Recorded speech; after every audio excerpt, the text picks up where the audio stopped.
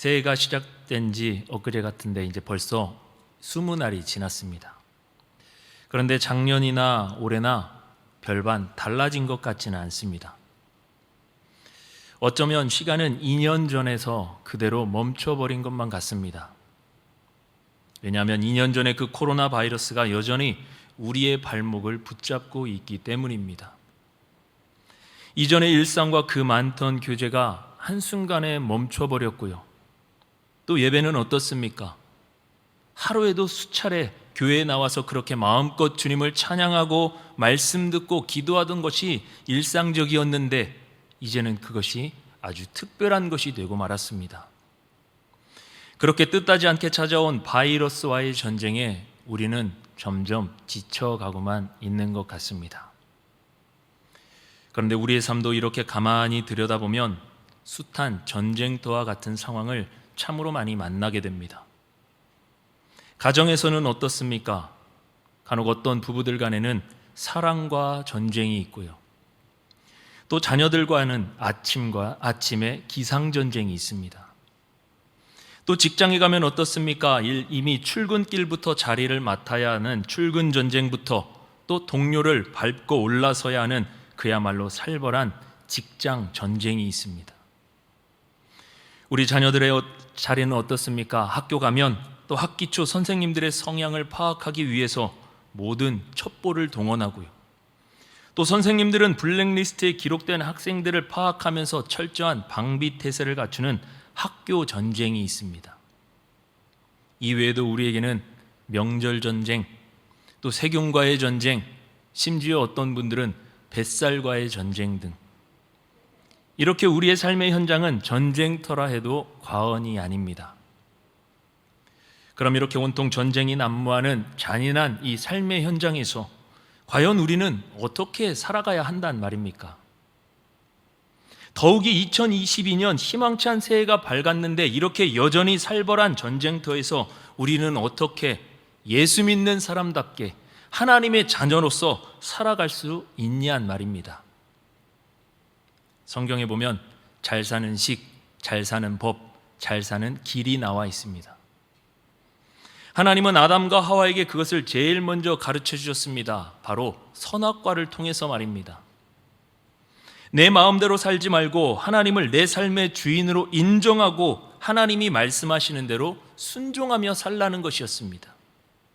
이것이 바로 하나님께서 우리에게 가르쳐 주신 잘 사는 식, 잘 사는 법, 잘 사는 길입니다. 그런데 사탄은요, 이렇게 하나님이 말씀하신 법과 식과 방법을 뒤로 하고 그와 반대로 죽고 망하는 식과 법을 가지고 아담과 하와를 유혹했습니다. 그리고 그들뿐만 아니라 바로 우리에게도 동일하게 유혹해 온다라는 것이죠. 하나님 말씀에 불순종하여 내 자신이 하나님이 되라는 겁니다. 스스로 자신과 세상의 주인이 되라고. 어떻게 보면 우리 삶이니까 우리가 책임지고 내가 주인의식을 가지고 살아가야 한다. 참 그럴듯하고 그럴싸해 보이는 말입니다. 그러나 이것은 정녕 죽고 망하는 길인 것입니다. 우리가 만일 전지전능한 존재라면 스스로 하나님이 되고요. 또 자신이 주인이 되어서 자기 마음대로 살아도 아무런 문제가 없습니다. 그러나 우리는 무능한 존재, 연약한 존재라는 것이죠. 그래서 나 자신이 내 삶의 주인이 되어서는 안 됩니다. 여기 계신 성도님들 가운데 운전하시는 분들 많이 계시죠? 우리가 운전을 잘하니 비행기에 가서 비행기 조종사에게 내가 비행기를 한번 조종해 볼 테니 그 조종관을 내게 넘겨달라. 그렇게 말한다면 아마 정신 이상한 사람으로 취급할 것입니다. 비행기는 비행사가 조종해야 안전하다. 이것은 누구나 다 아는 사실입니다. 그런데 이보다 더 명확하고 중요하며 모두가 알아야 될 사실이 있습니다.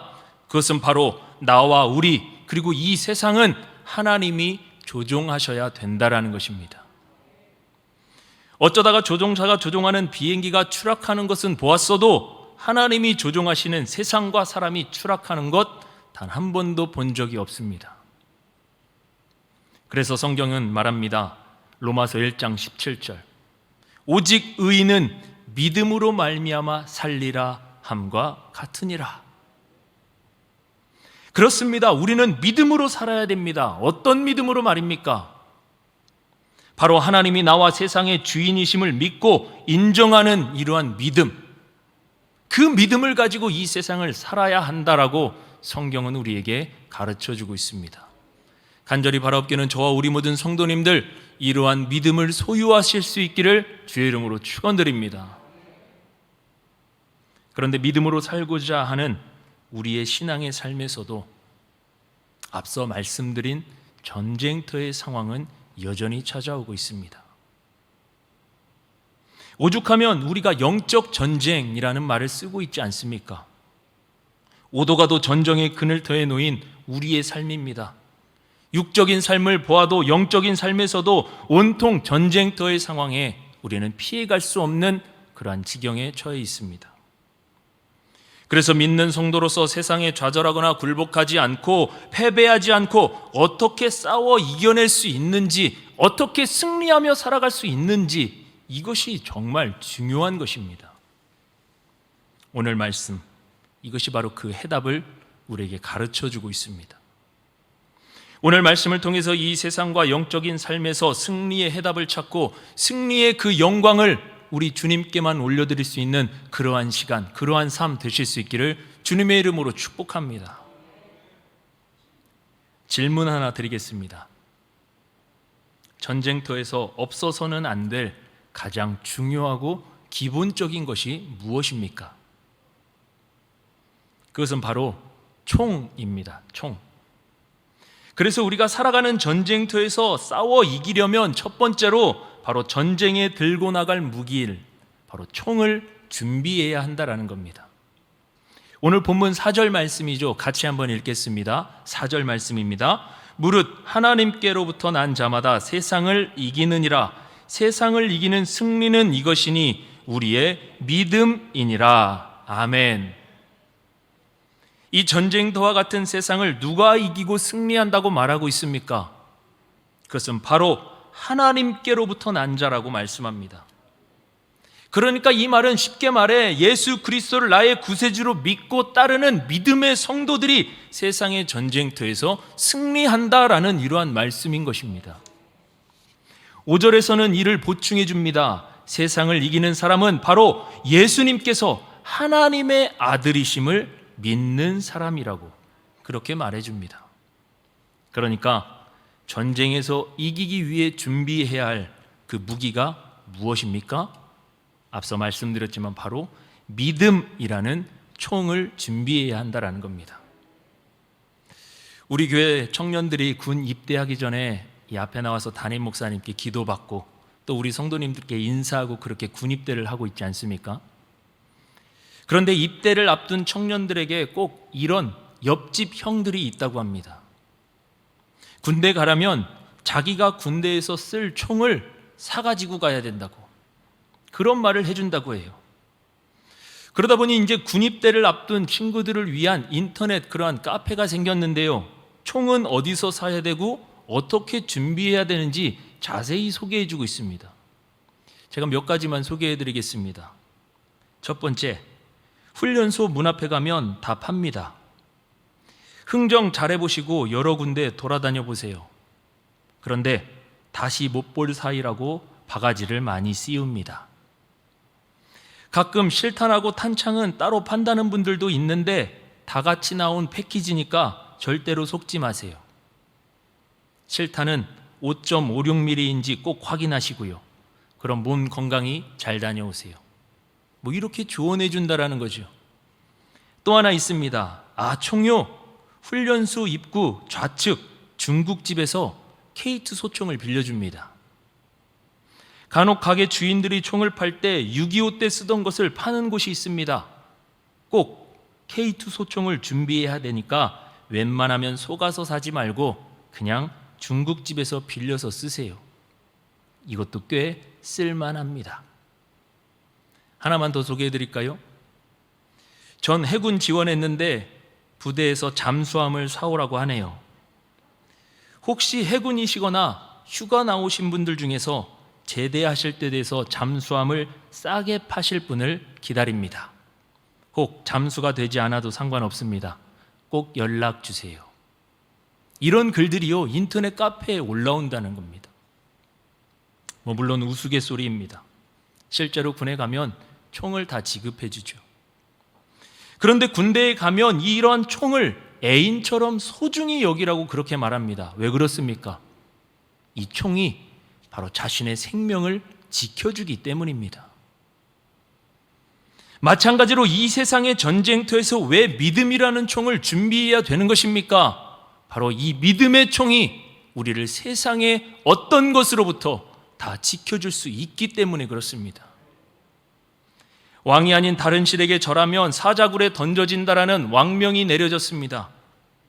그러나 한 사람, 바로 다니엘이라는 이 청년은 굳건하게 하나님께만 그 신앙을 고백했습니다. 그 결과 어떻습니까? 다니엘은 왕의 명대로 사자굴 속에 던져지게 되었습니다. 모두가 생각했습니다. 이제 다니엘은 꼼짝없이 사자밥이 되어 죽고 말겠구나. 그런데 모두의 생각과는 다르게 다니엘은 사자굴 속에서 죽지 않고 살아 있었습니다. 그리고는 이렇게 고백합니다. 다니엘 6장 23절, 왕이 심히 기뻐서 명하여 다니엘을 굴에서 올라오라 하매 그들이 다니엘을 굴에서 올린즉 그의 몸이 조금도 상하지 아니하였으니 이는 그가 자기의 하나님을 믿었음이었더라. 다니엘은 굶주린 사자가 득실되는 사자굴 속에 던져졌는데요, 꼼짝없이 죽을 수밖에 없는 그러한 상황이었는데 다니엘은 머리털 하나 상하지 않고 살아서 그 사자굴 속에서 나왔다라는 것입니다. 어떻게 말입니까? 이는 그가 자기의 하나님을 믿었음이었더라. 그렇습니다. 이 치열하고 혼란한 세상의 전쟁터에서 살아남기 위해서는요, 바로 주님을 믿는 믿음, 이것이 우리를 승리케 한다라는 것입니다. 저와 우리 모든 성도님들, 우리 안에는 어떠한 생각, 어떠한 마음이 있습니까? 세상을 향해서 담대히 나아갈 수 있는 성경이 말하는 하나님이 가르쳐 주시는 그 믿음, 그 믿음이 내 안에 있으십니까? 아니면 여전히 세상 바라보면서 두려워하며 걱정하며 낙심하며 절망하는 그러한 세상적인 마음들이 가득 자리하고는 있지 않습니까? 간절히 바라옵기는 오늘 이 예배의 자리를 통해서 세상을 이기는 것은 믿음이다, 하나님 분명히 말씀하시는 이 음성이 우리 귓과 우리 마음에 들려지실 수 있기를 주님의 이름으로 축원드립니다. 그래서 세상을 넉넉히 이겨서 하나님, 믿음으로 내가 이렇게 승리했습니다, 그렇게 고백할 수 있는 저와 우리 모든 성도님들 되실 수 있기를 주님의 이름으로 축원드립니다. 그럼 이제 믿음의 총이 준비되었습니다. 그럼 그 다음으로 준비되어야 할 게 무엇이겠습니까? 두 번째로 총알을 준비해야 합니다. 오늘 본문 1절 말씀인데 같이 한번 보겠습니다. 1절 말씀입니다.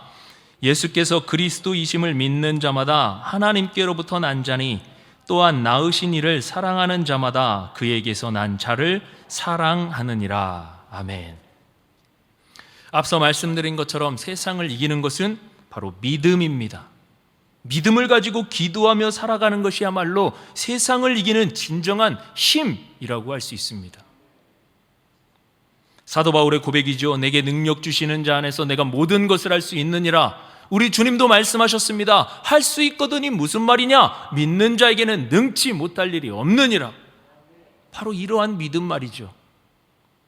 그런데 우리가 현실에서 문제가 찾아와 문제를 향해서 그렇게 믿음을 선포하는데 어떻게 그 문제가 쉽게 해결되어졌습니까?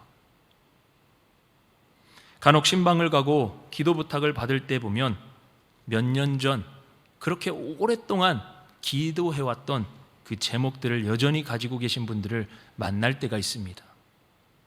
무슨 말입니까? 믿음을 가지고 기도하는데요, 여전히 그 문제가 해결되지 않았다라는 겁니다. 문제의 대적을 만나 믿음의 총으로 쏴서 물리쳐야 되는데 그것은 잘 알고 있습니다. 그래서 믿음으로 선포합니다. 그런데 문제는 끄떡하지 않더라는 거예요. 믿음이면 된다고 그랬는데 왜 안 되는 것입니까? 믿음이라는 총은 준비되어 있는데 바로 그 총 안에 총알이 없기 때문이라는 거예요.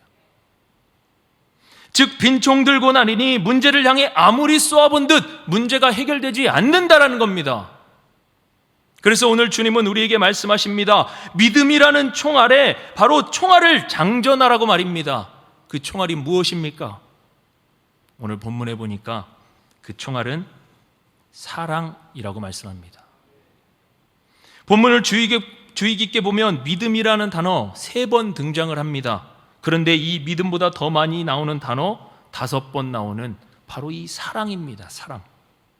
그러니까 결론은 믿음을 말하는 것이 분명한데 그 내용은 지금 사랑을 말하고 있는 겁니다.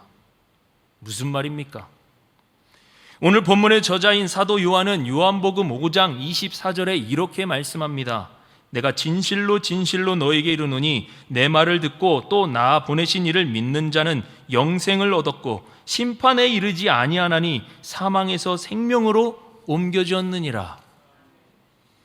누구든지 주님 믿기만 하면요, 그 안에 믿음이 있으면 구원에 이른다고 했습니다. 그게 바로 생명이라고 그렇게 말해 주었습니다.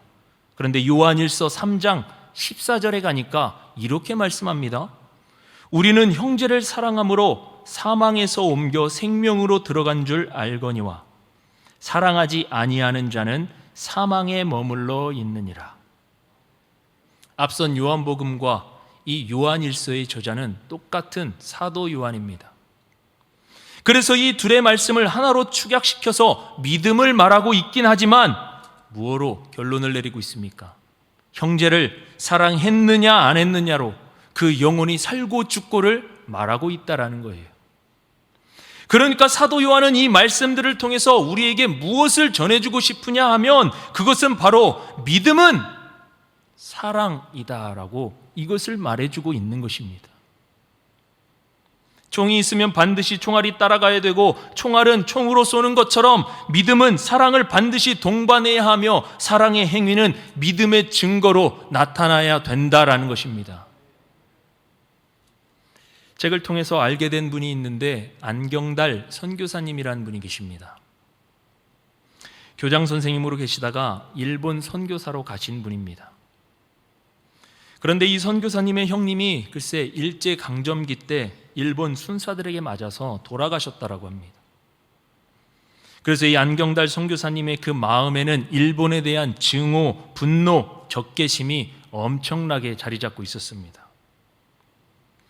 그러던 이 안경달 선교사님이 예수님을 만나고 또 은혜를 받아 변화된 삶을 살아가게 된 겁니다. 그 안에 믿음이 생기기 시작한 겁니다. 예수를 위해 살아야겠다. 예수 십자가를 지고 살아가야겠다. 그런데 하늘은 주님이 이 안경달 선교사님에게 그렇게 말을 걸어 오시더랍니다. 경달아, 네가 나에게 지은 죄가 크냐? 일본 사람들이 내게 지은 죄가 크냐? 대답은 뻔했습니다. 예, 주님, 제가 주님께 지은 죄가 큽니다. 그러자 주님이 한참 동안 침묵하시더니 이렇게 말씀하시더랍니다. 그런데 경달아, 나는 너의 그 큰 죄도 용서하고 너를 구원하려고 내가 십자가에 못 박아 죽으면서까지 너에 대한 사랑을 보여주었건만 너는 왜 그 일본 사람들을 용서하지 못하는 거니? 예수 믿고 교회 다니면 수없이 들어오는 이야기이지 않습니까? 예수님의 십자가 사랑은 세상 모든 것보다도 크고 엄청난 어마어마한 사랑이라고요. 주님의 사랑을 붙들면 그 어느 것도 용서하지 못할 것이 없다라는 이 복음의 진리 너무나 잘 알고 매일같이 들어왔던 그런 말씀입니다. 그런데 예전에는 감동으로 다가오지 않았더랍니다. 그런데 주님의 말씀이 안경달 선교사님의 마음에 꽂히게 된 겁니다. 그 자리에서 털썩 주저앉고 펑펑 주님께 울면서 주님 정말 죄송합니다. 제가 이제까지 주님을 믿는다고 하면서 거짓으로 믿었습니다. 주님 제가 죄인입니다. 주님 제가 죄인입니다. 그렇게 눈물의 회개를 기도한 후 이제 일본 사람들을 위해서 주님을 알지 못하고 죽어가는 그 영혼들을 위해서 이 한 몸 바쳐 복음의 증인으로 살겠다고 하면서 그렇게 분노와 적개심과 원망이 가득했던 일본 사람들을 향해 나아가서 그들을 위해 한평생 선교사로 그렇게 삶을 사셨다라고 합니다. 분노가 있고요, 증오가 있고 적개심이 있었던 그런 마음이었습니다. 그런데 예수 십자가의 그 사랑을 만나니까 믿음이 그 사랑과 함께 결합되어서 큰 십자가의 능력으로 나타나게 되니까요, 용서할 수 없었던 그 모든 것을 용서하고 그들을 위해 헌신하는 삶으로 변화되어져 갔다라는 것입니다. 그렇습니다. 우리는 주님의 십자가 사랑을 믿고 아는 성도들입니다. 그렇다고 한다면 혹여나 이러한 안경달 선교사님처럼 주님의 음성이 우리에게 들려진다면 우리는 어떻게 하시겠습니까?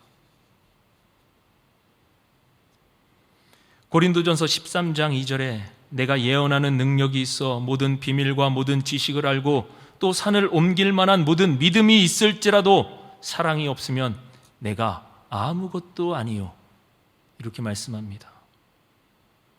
그리고 고린도전서 13장 13절 뭐라고 결론을 내려주십니까? 그런즉 믿음, 소망, 사랑, 이 세 가지는 항상 있을 것인데 그 중에 제일은 사랑이라. 세상의 문제로 인해 어려움을 겪고 계신 분들이 있으십니까?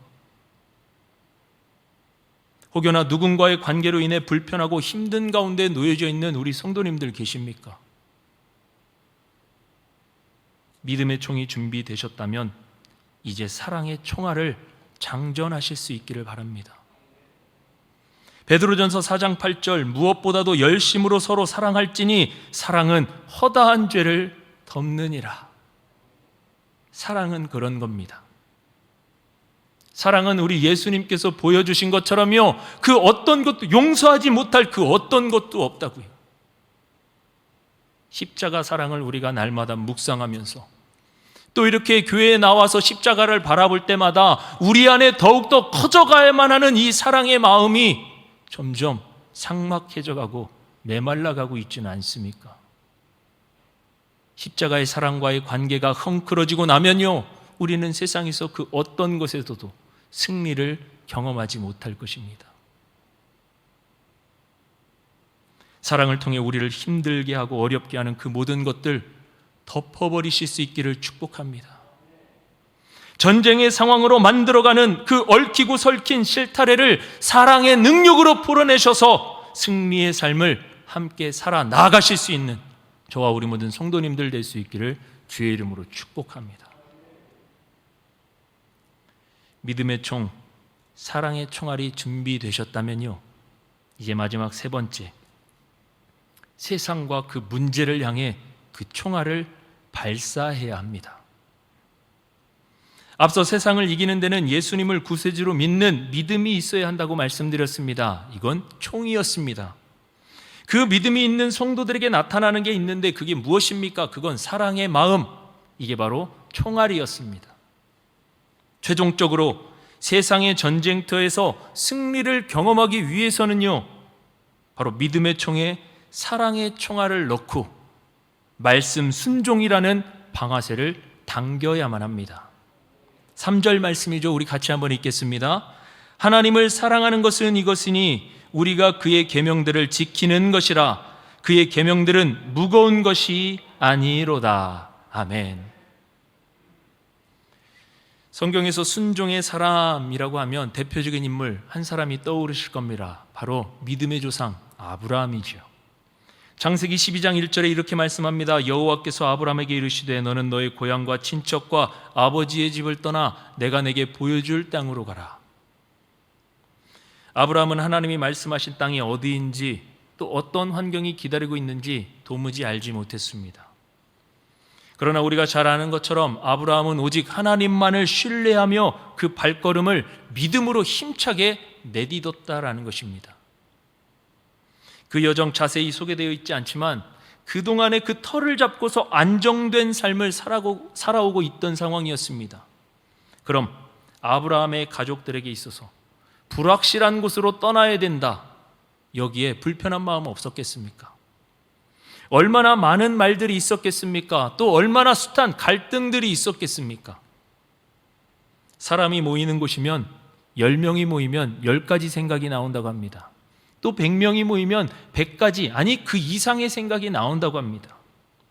가족이라고 해서 별반 다르지 않습니다. 아버지 생각 다르고 어머니 생각 다르고요. 또 형제 자매, 한날 한시에 태어난 쌍둥이도 생각하는 것이 다르다고 하죠.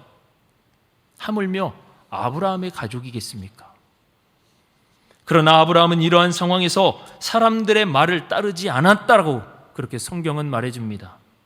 창세기 12장 4절, 이에 아브라함이 여호와의 말씀을 따라갔고, 하나님의 말씀을 따랐다라는 게 무엇입니까? 이것은 바로 순종을 의미합니다. 하나님께서 가라 하시면 가는 거고요, 멈추라 하시면 멈추는 것, 말씀대로 사는 것 말입니다. 하루는 예수님께서 제자들과 함께 소풍을 떠나셨습니다. 한참을 가셨을까요? 예수님께서 산 밑에 도착하시더니 할 수 있는 만큼 큼직한 돌을 하나씩 주워오너라, 이렇게 제자들에게 말씀하셨습니다. 제자들은 주님의 말씀대로 묵직하고 큼직한 돌을 품 안에 안고서는 안간힘을 쏘며 그렇게 돌아오는데, 늘 불평 많던 가롯 유다는 바둑알 만한 조그만 돌 2개를 짊어지고서는 아니 소풍 가자더니 막노동 시킨다고, 주님 참 너무하시다고 그렇게 투덜대며 오는 거였습니다. 잠시 후 예수님께서 그 큰 돌을 내려놓으라고 하십니다. 그리고 나서 손을 번쩍 드시더니 축사하시는데, 글쎄 그 돌들이 큼지막한 떡과 엄청난 고기로 변하는 것이 아닙니까?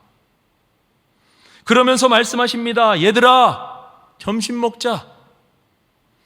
그런데 옆 사람하고 나눠 먹는 거 아니다. 오늘은 자기가 가지고 온 것 자기가 먹는 거다. 맛있게 먹으려무나. 그렇게 11명의 제자들은 배불리 진수성찬을 먹는데, 가롯 유다는 글쎄 단무지 2조각만 쪽쪽 빨고 말았다라는 거예요.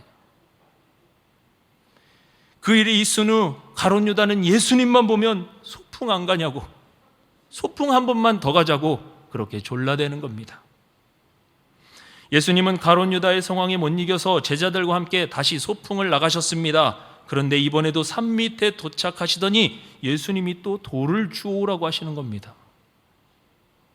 이번엔 주먹만한 돌 3-4개만 주워오너라.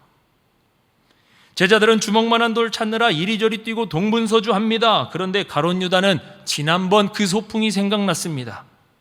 그래서 어디서 주워왔는지 자신의 몸체만한 엄청나게 큰 돌을 힘겹게 끙끙대면서 끌고 오는 거였습니다. 그런데 이번엔 왜 이리 또 예수님 멀리 가시던지 언덕을 오르고 개울을 건너고 또다시 언덕을 오르고 개울을 건너고 도대체 예수님이 멈추려 하지 않는 겁니다. 가롯 유다는 아주 죽을 맛이었습니다. 그렇게 한참을 가더니 드디어 예수님의 말이 떨어졌습니다. 이번에도 예수님이 돌을 내려놓으라고 말씀하십니다. 그리고 손을 번쩍 드시더니 똑같이 축사하셨습니다. 그리고 말씀하십니다. 얘들아, 그 돌을 다시 주워서 하늘을 바라보아라. 그런데 글쎄 하늘을 보니까 쭉쭉 뻗은 나뭇가지에 온갖 열매, 온갖 음식이 주렁주렁 맺혀 있는 것 아닙니까? 그리고 주님 말씀하십니다. 자, 이제 가지고 온 돌멩이 던져서 저 음식들 마음껏 따먹어라.